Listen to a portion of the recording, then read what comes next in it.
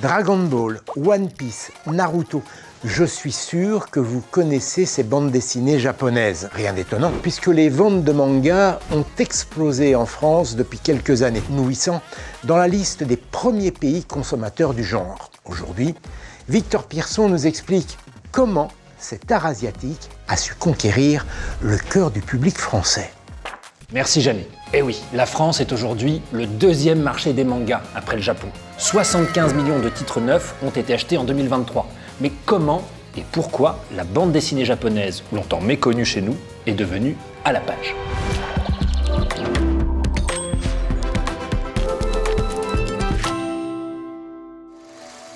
Au début du 19e siècle, dans un Japon encore féodal, le fameux peintre Hokusai Katsushika, dans ses carnets, dessine des caricatures, des personnages aux expressions grimaçantes. Comment je pourrais appeler mes carnets de croquis? Je sais, dessin grotesque. Je vais l'écrire avec deux idéogrammes chinois. Man exagéré, ga image, manga. Un jour, ça sera peut-être un genre à part entière. Oh, je sens que cette idée va faire des vagues. Fin 19e, l'ère Meiji ouvre les frontières du Japon et modernise le pays. Un mot d'ordre, Wakon Yusai, esprit japonais, technique occidentale. Et bien sur ce modèle, le style graphique japonais s'enrichit au contact du dessin de presse européen et plus tard des comic strips américains. Sans renier l'âme nippone, les codes de la BD occidentale sont adoptés.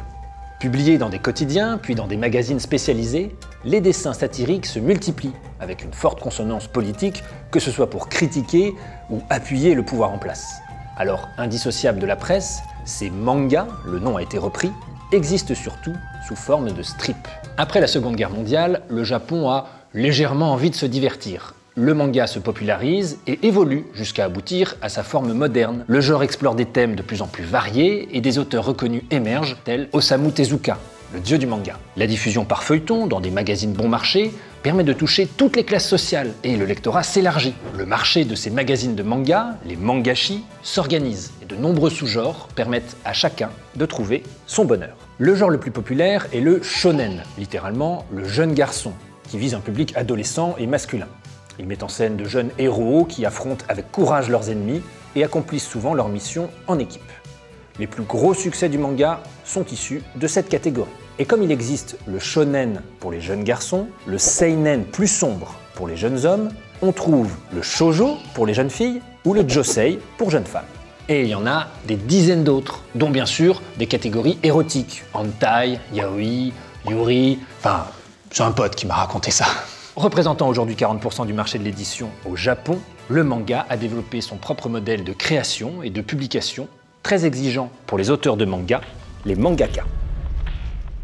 Oh yes, le Shonen Jump a accepté de publier ma série! Mais si, c'est le plus connu des mangashi! Je suis trop content! Bon, va falloir cravacher pour sortir un épisode par semaine, 2000 planches par an, c'est absolument intenable, mais je suis content! Et puis les lecteurs voteront chaque semaine pour savoir si ma série continue ou pas, ça me met déjà une pression d'enfer, mais bon, je suis content. Et puis je devrais me plier à toutes les demandes éditoriales du magazine, qui a le droit de modifier mes dialogues et mon scénario, mais ça va, je suis content. Oui, c'est un sacerdoce, et pour abattre sa charge de travail, le mangaka peut faire appel à des assistants, plus ou moins nombreux selon sa renommée. Son espoir, créer une série à succès qui dure dans le temps et finira par être publiée en livre de poche. Ou, mieux encore, mais rarissime, devenir indépendant et publier ce qui lui chante à son rythme. Voilà, à très grands traits, l'historique et l'état de l'art du manga au Japon. Et la France alors ? Au royaume de la BD franco-belge, où Tintin, Astérix et leurs amis semblaient indétrônables, l'arrivée des mangas s'est faite par vagues successives. Et la première date de la fin des années 70, par l'intermédiaire de la télévision. Si le manga au sens strict désigne la bande dessinée japonaise, les animés en sont la version animée et en reprennent les codes et les histoires. Ce sera, pour le public français, notamment les enfants, une porte d'entrée vers tout un univers. Ces enfants découvrent des séries télévisées comme Goldorak, Albator ou Candy, sans forcément savoir que ce sont des adaptations de mangas. Et le succès des audiences pousse les chaînes françaises à acheter d'autres animés, ignorant que le genre s'adresse en réalité d'abord à un public adolescent plus mature que celui qui regarde le Club Dorothée, lancé en 1987 sur TF1. Dragon Ball, d'après le manga d'Akira Toriyama, c'est pas exactement les Aristochats. Dans les années 80, des séries parfois très violentes vont durablement écorner l'image des japonaiseries, comme raille à l'époque Télérama. En 1988, la députée Ségolène Royal dépose un amendement pour protéger les enfants de la violence à la télévision avec, en ligne de mire, les animés. AB Productions, producteur du Club Dorothée, fait même appel à une équipe de psychologues pour filtrer les passages problématiques. Et les doublages français injectent parfois une dose d'humour censée adoucir la version originale. Ça, le voleur, je suis méchant. Et que je suis méchant. Passé cette première vague, sans disparaître tout à fait, les animés vont peu à peu s'exiler sur des chaînes du câble. Alors, fini les mangas ? Bien au contraire. Pour retrouver les personnages qu'ils ont aimés à l'écran, beaucoup vont se tourner vers leur version papier, ou plus exactement, aux premières heures d'Internet, à leur version scannée. Un nouveau mode de consommation qui passe beaucoup par le piratage. Au fur et à mesure des sorties d'épisodes au Japon, des scans sont réalisés, assortis de traductions plus ou moins réussies par des amateurs. Pas 100% légal, mais la pratique, qui n'a pas disparu, a grandement contribué à diffuser le genre manga. En réponse, du côté des maisons d'édition, les choses s'organisent rapidement. Déjà, en 1999, Glénat publiait Akira, d'Otomo Katsuhiro. D'autres maisons créent leur collection manga et des éditeurs spécialisés voient le jour. La traduction est soignée et le sens de lecture japonais, de droite à gauche, est le plus souvent adapté à l'occidental. Longtemps marginal, le manga est reconnu comme un genre à part entière. Le Festival d'Angoulême, épicentre de la bande dessinée en France, lui consacre en 1991 une exposition et renouvelle l'expérience en 2001. À la même époque, les animés redorent leur blason grâce aux œuvres du studio Ghibli, fondé par Miyazaki et Takahata. Reconnaissance officielle, succès public, le manga est presque devenu mainstream. Histoire d'en remettre une dernière couche, en 2020, le Covid confine dans leur chambre de nombreux adolescents et jeunes adultes qui approfondissent ou redécouvrent la lecture. Alors, j'ai fini un manga, j'applaudis les soignants à ma fenêtre dans 7 heures, qu'est-ce que je fais ? Oh, je vais lire un autre manga. Le lancement du Pass Culture en 2021, dispositif visant à faciliter l'accès à la culture pour les jeunes, booste encore les ventes, jusqu'à être parfois surnommé le Pass Manga, et continue à propager cette passion française. Une fois racontées les grandes étapes de cet engouement, reste à l'expliquer. Ne pas seulement raconter comment est arrivée la vague manga, mais se demander pourquoi.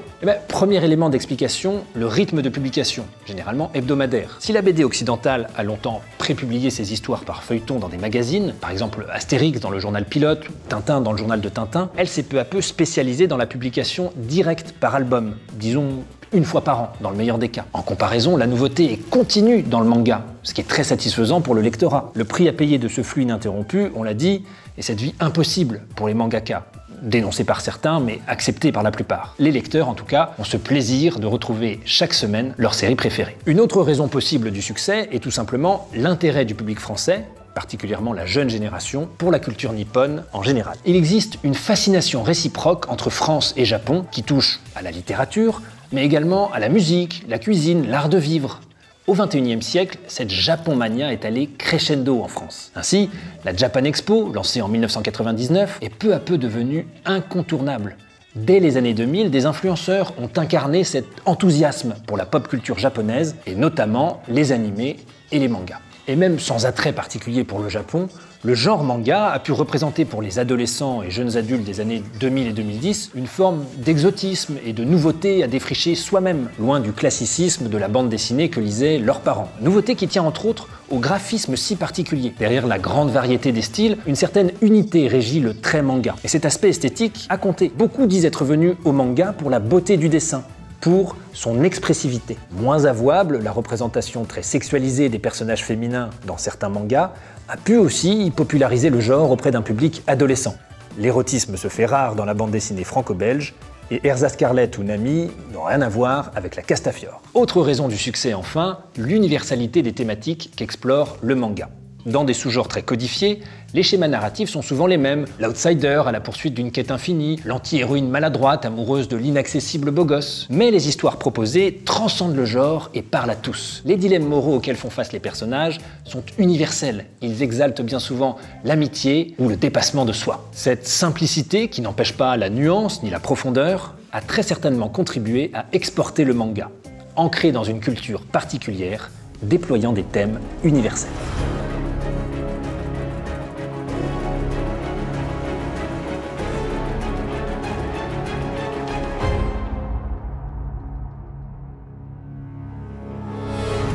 Esprit shonen, Aujourd'hui, le genre est si bien implanté en France qu'on trouve même des mangas français, dont la qualité est unanimement saluée. Technique japonaise, esprit français. Dépasser les frontières de son berceau, se renouveler sans se renier, c'est le défi auquel tout art doit faire face, et c'est celui qu'a su relever jusqu'ici avec brio le manga.